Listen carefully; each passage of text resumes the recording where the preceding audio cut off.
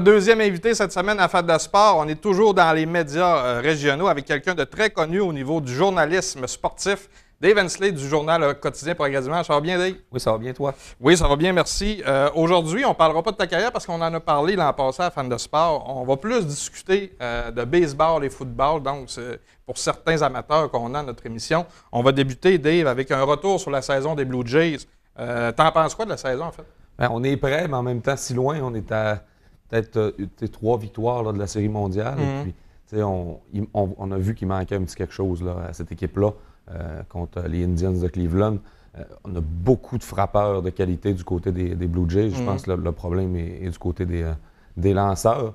En série, on le voit, là, ça prend vraiment là, un meneur sur la butte. Et puis, je pense qu'on ne l'a pas, ce meneur-là, du côté des Jays. Est-ce que tu penses qu'ils ont essayé d'aller chercher quelqu'un ou un lanceur soit de relève ou un bon partant? Ou, Probablement qu'on a tenté parce que je suis convaincu que si moi je suis au courant du problème, les dirigeants de l'équipe le sont.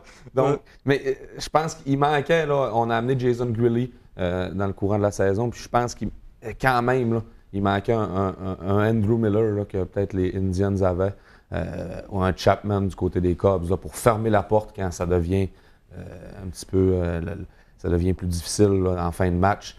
Je pense qu'on n'a pas là, ce genre de lanceur-là du côté des Jays. Est-ce que tu penses que John Gibbons a fait le travail en tant qu'entraîneur? Parce qu'il a été beaucoup critiqué durant la saison des Blue Jays. Souvent avec raison, d'ailleurs. Ouais. C'est vraiment pas mon préféré. OK.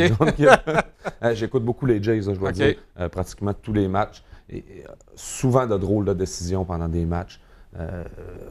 On l'a vu là, en séries éliminatoires, là, des amortis à des drôles de moments. On n'a pas beaucoup de vitesse du côté des Jays également. Moi, je pense que ce qui joue contre John Gibbons, c'est beaucoup son paraître là, sur le banc des joueurs, beaucoup les bras croisés, on le voit, l'air des fois presque endormi. Manque d'émotion, un manque d'émotion, effectivement. Mais on regarde là, Joe Maddon du côté des Cubs, c'est pas le gars le plus flamboyant non plus. Non, puis, absolument. On a gagné du côté des Cubs. Je pense que c'est un excellent gérant, Gibbons, mais est-ce qu'il a les chevaux pour se rendre jusqu'au bout? C'est une autre histoire, c'est une autre question. Puis justement, tu parles, est-ce qu'il y a les joueurs pour se rendre jusqu'au bout? C'est quoi l'avenir des Blue Jays? Est-ce qu'on... Ça s'enligne pas très bien, à mon avis. On a hypothéqué beaucoup d'avenir en donnant beaucoup de jeunes. La transaction Tulowitzki, on est allé chercher des joueurs. Peut-être moins cette année parce que justement, on avait moins cette capacité d'aller chercher des joueurs en mi-saison. Ouais. Mais l'autre saison, en 2015, on a fait beaucoup de mouvements de personnel. Et puis je pense que les mineurs, c'est à peu près vide là, du côté des Jays. Donc ça devient difficile de penser, est-ce qu'on a un joueur qui va arriver et puis qui va propulser cette équipe. Si on le voit au niveau des Cubs, ils sont excessivement jeunes, les Cubs, pour une équipe qui vient de gagner la Série mondiale. On a beaucoup de joueurs de 23, 24, 25 ans dans cette formation. Du côté des Jays, on est beaucoup plus âgés. Donc, est-ce qu'il faudra peut-être 3, 4, 5 années de transition? Parce qu'au baseball, c'est long. Parce qu'on a besoin de repêcher. On repêche des joueurs à 19-20 ans, puis on ne les voit pas avant 25, 26 ans. C'est différent du hockey. Oui, absolument. Ça l'aurait dit. C'est vraiment une dynamique qui est différente. Et je pense que à moyen terme, je suis plus inquiet qu'à court terme. Je pense qu'on a encore beaucoup de bons joueurs dans cette formation. Mais à moyen terme, c'est inquiétant parce qu'on devra certainement aller chercher de nouveaux espoirs dans cette organisation. Puis hier, grosse nouvelle qui est sortie, à mon avis, est-ce que c'est une nouvelle ou une rumeur?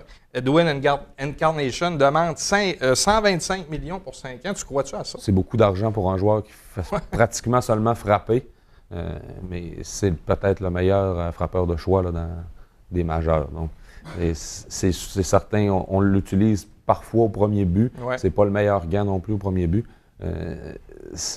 Moi, je pense que les Jays ont tout intérêt à leur signer. Puis on a l'argent du côté des Jays, c'est pas un problème avec Rogers. Et puis les foules sont bonnes. Les foules sont bonnes. Les meilleures assistances dans le baseball majeur la saison dernière du côté des Jays.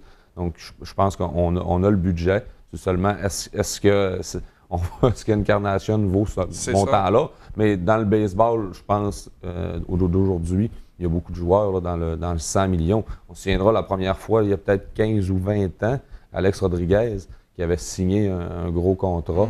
Le premier a signé au-dessus de 100 millions, puis c'était complètement fou à cette époque. Et puis maintenant, il y en a 2-3 par semaine là, pendant les 10 prochaines semaines qui vont signer là, dans ces ces eaux-là. Donc, on le voit du côté du baseball, il y a beaucoup d'argent qui se dépense. C'est peut-être aussi une manière de négocier là, qui ont décidé de sortir 5 ans, 125 millions, ou une façon de quitter Toronto en disant « Moi, je veux aller ailleurs, peut-être une équipe qui aspire vraiment. » Effectivement, et puis on a également Bautista là, qui est joueur autonome. C'est vrai. Donc, quelle sera la direction qu'on va prendre de ce côté? Est-ce qu'on va tenter de signer les deux? Moi, je crois qu'à 125 millions pour Encarnacion, ça sera difficile de signer Bautista, qui va être à peu près dans les mêmes paramètres. Donc, ça fait beaucoup d'argent pour deux joueurs. On a un budget quand même à respecter. On va dire qu'on a de l'argent, mais je pense qu'on a un budget à respecter du côté des Jays. Et puis on a Tulowitzki à près de 20 millions déjà, donc ça ferait beaucoup d'argent pour trois joueurs. On va lâcher un petit peu les Blue Jays, Dave. On va revenir un petit peu sur la saison au hockey, au baseball, je m'excuse, Dave. Les Cubs, après 108 ans, c'est ça qu'on c'est ça? Après 1908, je pense, Effectivement. La dernière conquête. Est-ce que tu as été surpris de voir les Cubs remporter? Non. Ou tu t'attendais à ça? On avait toute une équipe là, du côté des Cubs. Puis on le voit que c'était le plan depuis l'arrivée de Theo Epstein à la tête de cette organisation-là. On est allé chercher Joe Maddon comme gérant. Je pense que c'était à court et à moyen terme du côté des Cubs. Ils seront là encore l'an prochain, ils seront là dans 2 ans, ils seront là dans 3 ans, ils seront là dans 4 ans. Je suis vraiment pas inquiet. Puis on avait annoncé les couleurs au mois de juillet en faisant l'acquisition de Chapman, qui est le meilleur releveur à mon avis. Puis on l'a vu en finale de la Série mondiale, il a été excellent. Je pense que du côté des Cubs, c'est une équipe là, qui sera surveillée vraiment dans la centrale, dans la nationale. Les Cards de Saint-Louis, on va avoir une rivalité, c'est sûr et certain. Et puis, je pense que c'est mérité là, du côté des partisans. La patience a été très aiguisée, disons. Puis, ça a été toute une série finale, en fait. Là. Les Cubs perdaient 3-1, remportés. Ça doit être rare qu'on voit ça au baseball majeur, en fait, d'une remontée quand même. Mais c'est peut-être historique en partant, c'est difficile de gagner. Ça, on voit beaucoup des séries 3-4 matchs, c'est difficile. On voit rarement des équipes qui gagnent les 3 matchs. Exact. Beaucoup 2-1. Là, on est allé chercher les 3 matchs. On disait beaucoup que c'était le karma de Cleveland qui avait fait la même remontée au basketball. Donc, mais quel match, là, le 7e match. C'était un des meilleurs matchs de l'histoire du baseball. C'est aussi simple que ça. S'il y a eu des rebondissements, ça s'est terminé en prolongation. Ça aurait pu aller d'un côté ou de l'autre. Et puis, Cleveland également, c'est une équipe qui n'a pas gagné depuis de nombreuses années. Là. On est maintenant la deuxième organisation qui n'a pas gagné, là, je pense, depuis les années 40. Donc, il y a eu les Cubs sont partis. Maintenant, ça sera tenté les Indians qui seront, je pense, de retour là, avant longtemps là, à la Série mondiale. C'est correct parce que souvent, dans les dernières années, on voyait les Yankees souvent gagner avec le championnat, avec les moyens qu'ils avaient. Mais là, depuis quelques années, on dirait que ça change un petit peu plus. Il y a eu beaucoup les Giants, les Cards, Texas. C'est beaucoup les mêmes équipes. Je pense que c'est un vent de fraîcheur également, mais je ne serais pas surpris qu'on voit ces équipes-là. Dans 5 ans, on se dit que c'est toujours les deux mêmes clubs qui sont en finale. Je pense du côté de Cleveland également, c'est un club qui est jeune et qui va faire sa marque là, dans les prochaines années. Dave, rapidement, si on parle un petit peu de football, surprise, déception, c'est le début de saison? Je pense que la grosse surprise, c'est les Raiders d'Oakland. Je pense 7-1. Puis c'est un club qu'on ne voyait pas vraiment venir. Puis moi, j'ai un bon ami qui est très partisan de cette équipe. Puis on se disait 9-7, ça serait une bonne saison. Peut-être 10-6 en forçant. Là, on a déjà 7 victoires. Je pense que pour les séries, là, à moins d'une hécatombe, c'est pas mal réglé. C'est vraiment une belle saison pour Oakland, qui est peut-être à sa dernière saison, justement, là, à Oakland. Devrait déménager à Las Vegas dans les prochaines années. C'est beaucoup ce qui se discute. Et puis du côté des déceptions, il y en a, comme à chaque année, il y en a plusieurs. Je pense que les Cars d'Arizona, la Caroline avec Cam Newton, c'est des saisons décevantes. Mais on est encore quand même dans la course en raison de la conférence qui est un petit peu moins forte, la division, c'est peut-être un petit peu moins fort. Donc, tout est encore possible, ces deux équipes qui ont quand même là, des formations, là, je pense, des alignements pour participer aux séries, puis peut-être même faire un bout de chemin également en séries éliminatoires. Puis les Pats, malgré que leur carrière partant n'était pas là en début de saison, quand même un bon début, 7 victoires, une défaite, je crois. Effectivement, les Pats, c'est les Pats. On dirait qu'on trouve toujours la recette, là, que ce soit, peu importe c'est qui a carrière. Et Bill Belichick, moi je l'aime pas, mais ça reste que c'est un génie. C'est un génie du football. Je pense que tu mettrais à peu près n'importe quel joueur de calibre, puis je pense qu'il ferait le travail. on voit beaucoup les joueurs qui quittent Boston souvent. C'est peut-être plus difficile. Je pense qu'on a une recette là, à Boston. Puis ce qui me surprend, c'est que ça fait 15 ans que ça fonctionne, puis ça fait 15 ans que justement les équipes ne sont pas capables de stopper Boston. C'est une culture gagnante, en fait. Bien, la victoire amène la victoire. Hein. Exact. C'est comme, je pense que Tom Brady, ça reste un des meilleures carrières de l'histoire. Il faut lui donner.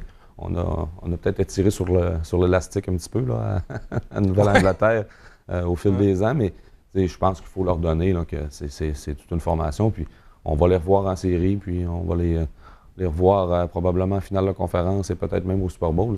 On parlait un petit peu tantôt au baseball, que c'est souvent les mêmes équipes. NFL, les Patriots, au début de saison, je pense que si on met 5 $, on a un bon retour sur l'investissement. Puis peut-être qu'il est trop tôt. En terminant, Dave, est-ce que tu es capable de nous faire une prédiction? Il va falloir que je te réinvite pour que tu puisses... faudra. Parce que des fois, au football, ça peut changer de semaine en semaine. Ça va de un joueur blessé ou des choses là, dans le genre. Mais pour faire une prédiction, là, présentement, je serais bien... peut-être Dallas, là, dans une conférence un petit peu plus faible, qui pourrait surprendre. On a un jeune corps arrière quand même. Je suis un peu embêté, mais je pense que ça revient à dire ce qu'on disait. Là. On met 5 $ sur les Patriotes et puis on devrait avoir un bon retour. On ne se comprend pas beaucoup. Effectivement. Merci beaucoup, Dave. On se revoit tantôt pour notre question de la semaine. Nous, de notre côté, on revient tout de suite après la pause à Fan de Sport avec notre discussion débat de la semaine.